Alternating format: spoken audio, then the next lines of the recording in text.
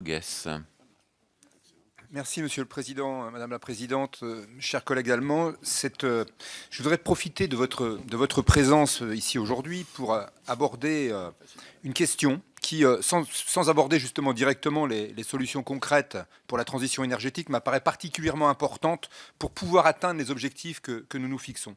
En Allemagne, vous avez fait le choix, dès 2002, de réduire fortement la part du nucléaire dans votre production d'énergie, choix que vous avez réaffirmé en 2011 en mettant à l'arrêt 8 réacteurs et en programmant la fermeture progressive de vos centrales nucléaires d'ici 2022. C'était là un choix politique qui a recueilli, à l'époque, en tous les cas, un large consensus dans votre pays. Et cette décision est pourtant contestée par Vattenfall, entreprise suédoise exploitant 2 de vos anciennes centrales, qui a déposé plainte auprès du CIRDI, le Centre international de règlement des différends relatifs à l'investissement, tribunal arbitral dépendant de la Banque mondiale. Vattenfall réclame 3,7 milliards d'euros à l'État fédéral sur la base d'un accord de protection des investissements conformément aux dispositions prévues par le traité sur la charte de l'énergie. Cette entreprise avait déjà d'ailleurs poursuivi l'État allemand auprès du CIRDI et avait réussi à réduire les normes environnementales d'une centrale à charbon afin, entre guillemets, de rentabiliser les investissements.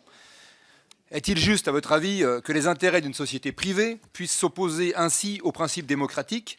Je pense qu'à travers cet exemple, c'est la souveraineté même des États qui est remise en cause. Et si nous voulons relever le défi climatique, ne pensez-vous pas qu'il est indispensable que les États puissent conserver les pleins pouvoirs afin de légiférer contre des activités énergétiques qu'ils jugent polluantes ou potentiellement dangereuses? Merci. Merci. Mais je voudrais revenir aussi sur le cas de Vattenfall. En République fédérale, au Parlement, nous avons un grand débat sur la clause de protection des investissements dans le cadre de l'accord CETA entre l'Union européenne et le Canada. Et comme nous avons cette discussion, les grands groupes commencent à se lancer dans des grandes procédures devant des tribunaux d'arbitrage d'une manière pas toujours très transparente. La question, c'est de savoir si on va tolérer ça encore longtemps, oui ou non.